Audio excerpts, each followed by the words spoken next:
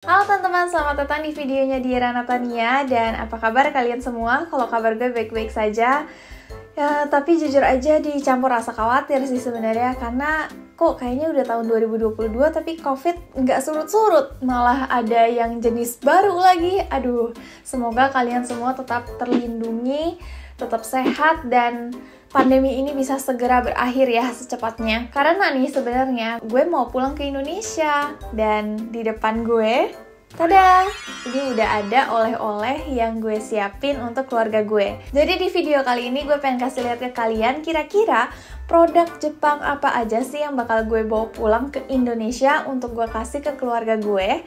Tapi sebenarnya bukan cuma itu aja guys, karena produk-produk yang ada di depan gue ini sekarang itu wajib ada di rumah gue sendiri. Jadi kayak literally ini super recommended dari gue. Kalau kalian ke Jepang, kalian wajib beli ini semua. Serius. Tapi di video kali ini gue mau fokus sama bahan dapur dan cup noodles. Oke, kita mau mulai ke yang paling pertama dan sebenarnya ini ngumpet di belakang. Oke, kita beresin dulu. Oke, jadi yang pertama adalah 4 bumbu yang besar-besar ini. Ini tuh sebenarnya bumbu jadi, dan kalau di Indonesia mungkin mirip kayak bumbu rendang, bumbu opor, bumbu gulai, dan lain-lain tuh yang udah tinggal langsung masak aja campur sama daging dan sayur-sayuran, tinggal oseng-oseng-oseng, jadi sama kayak gitu. Dan untuk rasa, ini sebenarnya ada macam-macam, tapi yang paling reguler gitu istilahnya, yang paling normal adalah rasa kare Jepang gitu. Kita sebutnya kare ya, by the way, bukan kari. Jadi ini adalah Jawa kare. Iya, sesuai namanya, jadi maksudnya spice-nya tuh berasal dari Jawa, Pulau Jawa, Indonesia. Ini terkenal banget di Jepang. Pokoknya kalau misalnya kalian dengar orang ngomong kari di Jepang, ya mereka pasti imagine-nya ini nih, kare yang bentuknya kayak gini. Yang berikutnya ini ada butter chicken.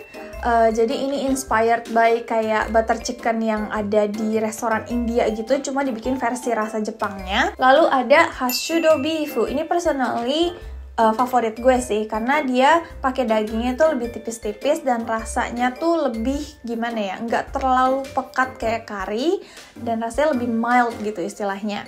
Dan yang terakhir ini bukan kari tapi stew. Stew itu kalau misalnya kalian nonton film-film yang winter dingin di Eropa, Amerika, terus mereka makan sup, itu biasanya stew. Ini nih, stew. Dan yang spesial dari produk satu ini adalah dia bukan stew biasa, tapi dia dicampur keju guys. Jadi rasanya tuh bener-bener enak banget. Gua rasa sih ini cocok banget di lidah orang Indonesia.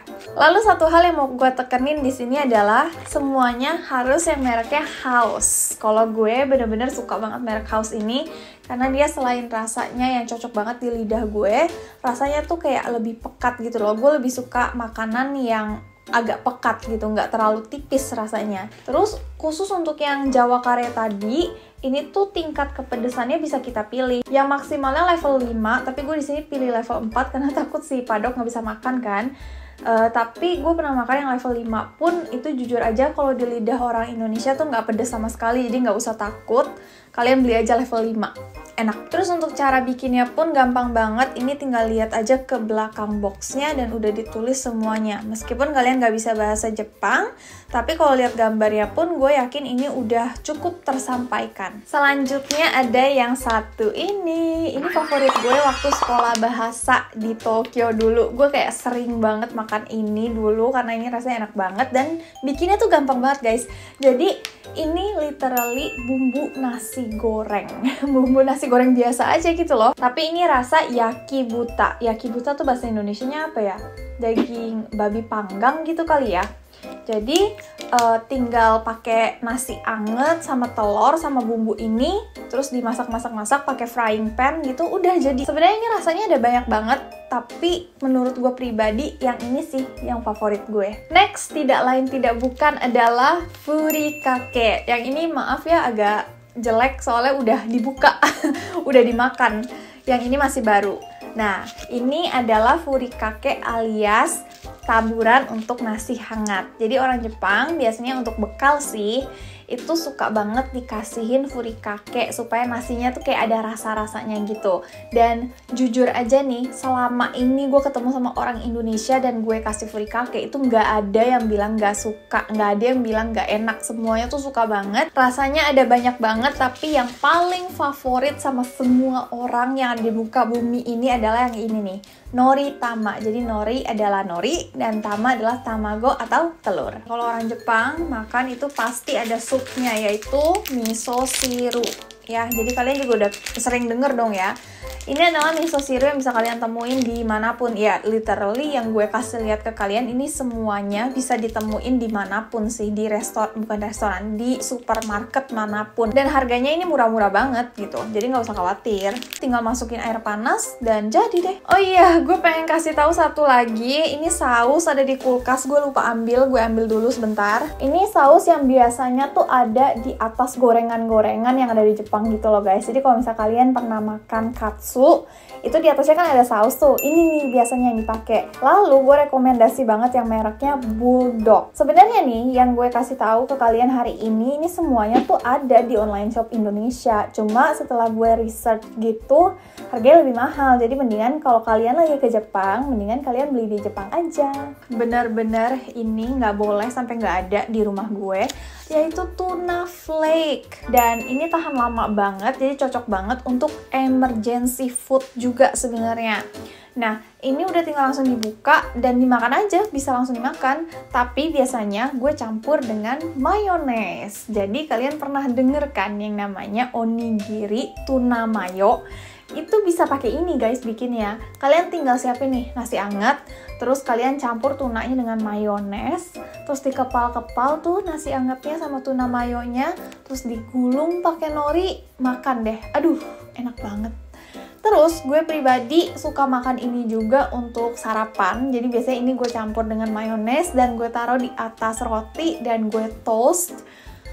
Aduh, speechless, enak banget. Oke, kita mau move on ke bagian cup noodle. Cup noodle yang pertama yang mau gue kasih tahu ke kalian adalah ini, yakisoba atau mie gorengnya orang Jepang.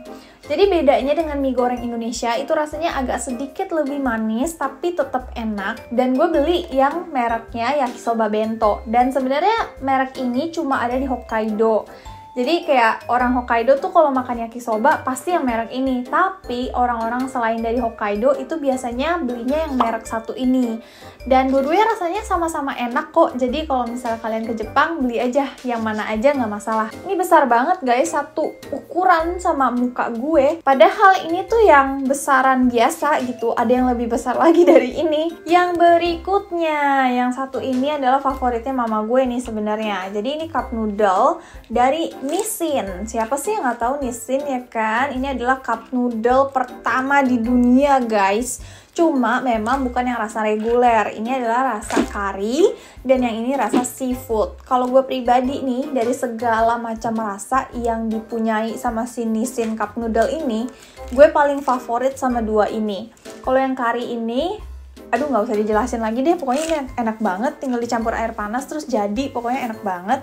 Terus yang kedua ini adalah seafood, tapi bikinnya jangan pakai air panas doang guys. Campur sama susu. Jadi susunya 50%, air panasnya 50%. Itu gila rasanya enak banget. Lalu salah satu hal yang gue suka banget sama cup noodle orang Jepang adalah mereka tuh bumbunya udah dicampur sama noodle gitu loh. Jadi kita nggak perlu repot-repot gunting lagi, kita tinggal masukin air panas terus jadi gitu. Menurut gue itu praktis banget sih. Tapi kalau misalnya kalian pengen oleh-oleh nih sesuatu yang lebih kayak Japanese gitu, kalian bisa nih beli yang ini. Karena kalau yang ini nih, yang hijau, ini adalah soba, yang ini adalah udon. Kalau yang soba itu rasa tanuki soba, jadi kayak ada bakwannya gitu deh di atasnya. Terus kalau yang merah adalah udon, jadi di atasnya tuh kayak ada tahu goreng gitu, semacam tahu goreng. Terus ini lihat deh, ini imut banget tahu, kecil banget soalnya. Jadi kalau misalnya kalian pengen makan tapi nggak terlalu lapar, ini pas banget sih. Dan selain dari ukuran ini pun, dia ada berbagai macam ukuran. Bahkan ada yang lebih kecil lagi dari ini. Jadi ya fleksibel, terserah kalian mau beli yang mana. Oke, jadi itu adalah produk dapur dan produk cup noodles rekomendasi dari gue. Kalau misalnya kalian ada kesempatan untuk jalan-jalan ke Jepang, pokoknya jangan sampai lupa guys, kalian harus beli ini semua. Ini tidak akan mengecewakan karena semuanya rasanya tuh enak-enak banget. Thank you banget teman-teman sudah nonton sampai akhir, dan mungkin di kesempatan berikutnya gue akan sharing lagi ke kalian rekomendasi oleh-oleh di kategori lain gitu, kayak misalnya cemilan gitu dan minuman misalnya. Dan kalau misalnya kalian punya request, tulis aja di bawah, nanti gue akan bikinin videonya. Thank you banget sekali lagi dan sampai jumpa di video berikutnya. Bye!